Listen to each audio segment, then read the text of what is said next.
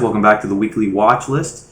We're going to be going over our news, earnings for the week, and assessing what levels we're looking at, as well as the highest probable trades. What I'm personally looking at myself. So we're going to be going over right now the news. So let's take a look here.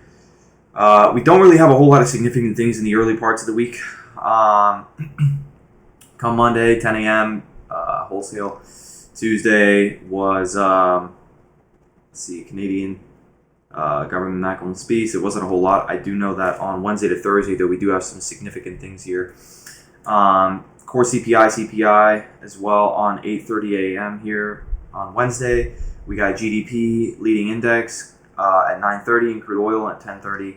Thursday is the bigger one, more significant than any other day this week. Refinancing rate, monetary policy statement here. More European, not as significant. Really what's going to be affecting us here is going to be our core PPI unemployment claims. Unemployment claims going to be most significant here. Natural gas, very minor. Coming into Friday, we got consumer sentiment and inflation expectations at 10 a.m.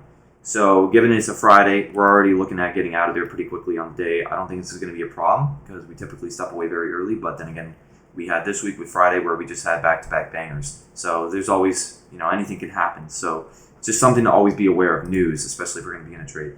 Going into the earnings this week, nothing really honestly significant this week to be looking at. GameStop, Adobe maybe, but Adobe's really minor. GameStop is honestly not something we're looking at typically because of the the risk and spread and volume. But we've had some crazy pumps. Obviously, we had Roaring Kitty in the notes recently, 3 months ago, I believe.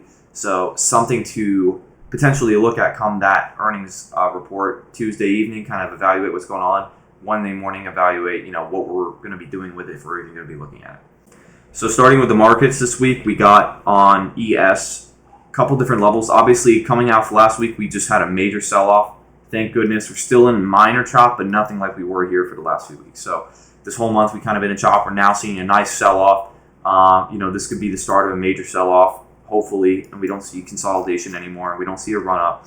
We don't see any reversals here. Our bounces, minor ones if that. And so what I have significant levels is going to be currently at the 5,400 level, basically. We kind of bounced off that off Friday. More so what I'm looking at for the week is going to be my bigger levels here at the 53.49 level, 53.50 level if you want to say that. Really looking at that to see what we do there, bounce or break. That would really be a defining level, I feel, to really have a clear breakout here to the downside. You can see it on the larger time frame here at the 53.50 level, as well as here at the 53.33 level. If we can crack these, we're really going to just start seeing some pretty heavy downside, falling, crash into the market, and we're going to really see some nice clear moves coming across on our setups, and it'll be a lot easier to trade. So going into NQ for the week as well, we've seen the exact same thing here, seeing some sell-offs. Significant levels here, we got 18,372, 18,300 being the more significant psychological level. We got the recent low at 18,241 here as well, 25. That's a recent reversal. This is going to be more so the more significant level than even the psych level because this is such a hard rejection, right?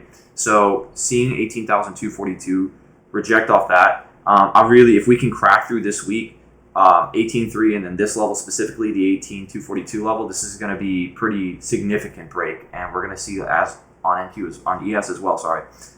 Pretty crazy sell-off, and that would be pretty great for us, just for what we do, of course, to see some serious moves coming through and a lot of continuation. We could see some very high win rate, a very high win rate of streak going on here. So that's what we want to see on this coming this week. Going through the watch list here, we got starting with the main watch list, we have 3 companies. We're starting with NVIDIA as my top pick for the week. Personally, I really like this. I'm personally looking at my main level here for the week, or even come tomorrow, as the 100 level. I mean, this setup just looks absolutely beautiful. I'm not sure what it was. I think it was a 1 hour.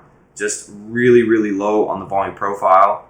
Amount of chop. There's like no chop here. You can see this is like a bottom point almost.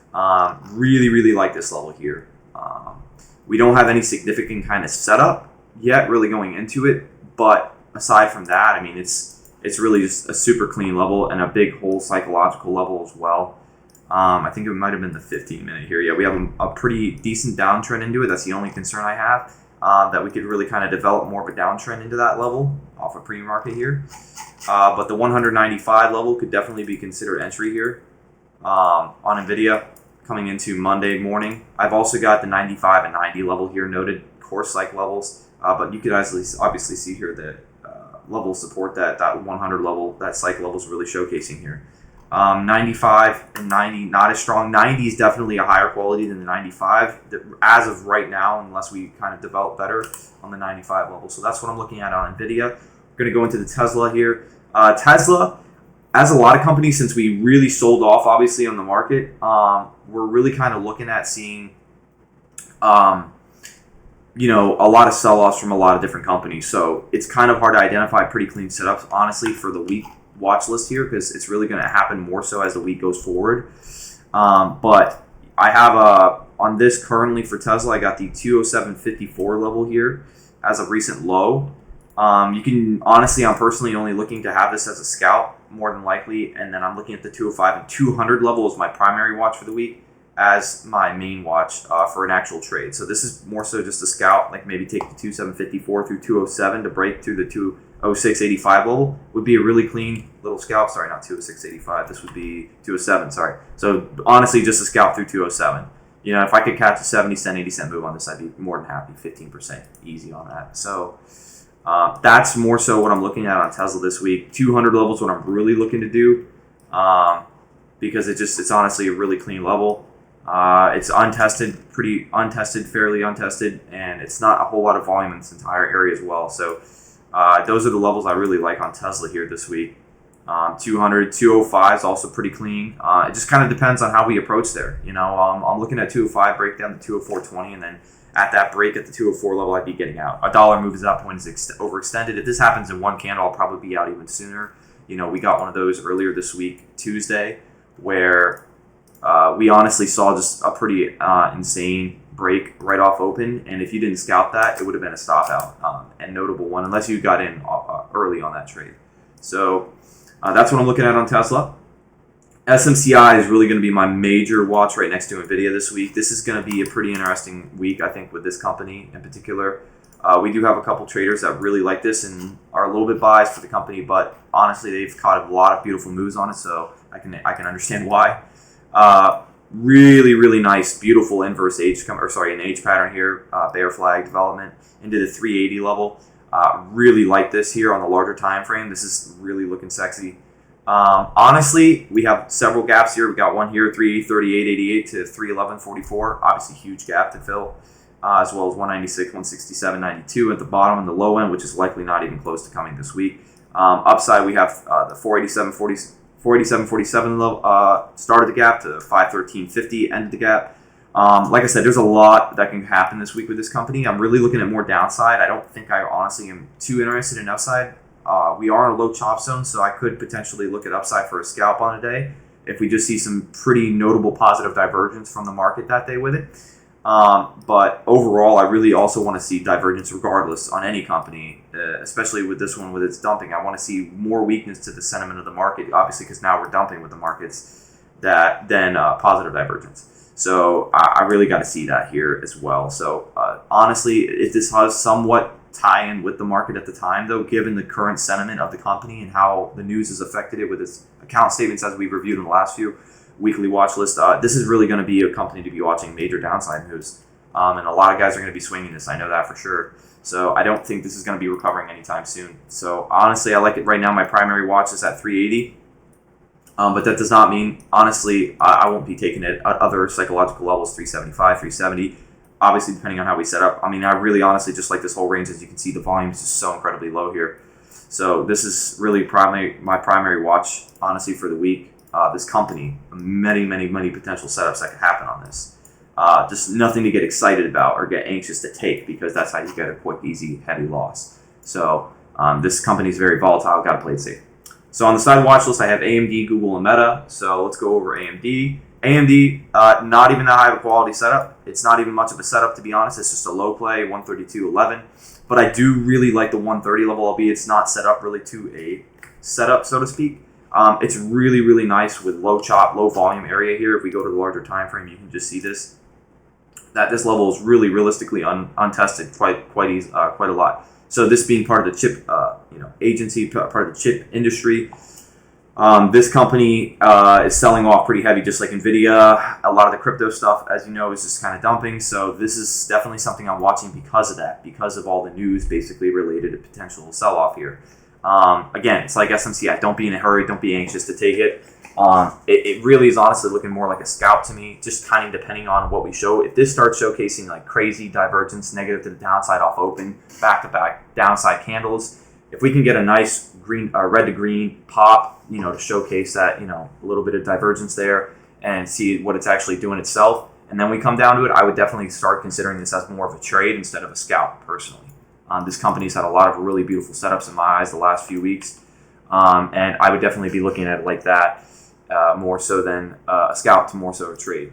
Okay, so that's AMD, and so we got Google now as the next one. It's a very similar type style here. This is just a low break, but we are starting to form more of an H. So if this can bounce a little bit more, I really like this at 150. This would look incredibly good coming into Monday. I do have some other levels at 149.22, 149, and 148.34. Honestly, I don't think I'll be taking those as trades. I'll have those more so as targets for this year if this sets up right, and just have this as an only one trade for the whole week. If it even happens. This company, Google, we had a pretty crazy break. Obviously, you can just see it here even on the bigger time frame. On Friday, this trade alone paid like 60% right here. It was pretty insane. I took it myself. I got out really early on this, unfortunately, but on the 155 break, I sold here. Very beautiful trade, though, overall. So I'm kind of looking at something to be similar here on a Monday. And honestly, probably going to be scaled down on this given the quality of it, the company that it is. It's not something to be trying to go full in, and go on full size. I'll probably be scaled down a quarter, even though it's Monday.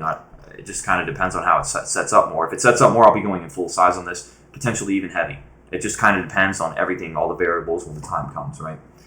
With the market being major downside, we need to make sure that we're not just directly tying in downside moves with the market and play directly with the market. We need to see divergence. We want to see, obviously, follow through with the market, but we don't want to see direct tie-in. So something to be very aware of, not to be anxious to take these downside trades so quickly. So don't be super anxious. Don't be super ready to go in and try to make a 50% bang, because that's how you take a 20% loss. So that's it for the week, guys. I appreciate you watching the video. As always, leave me a like, comment, subscribe.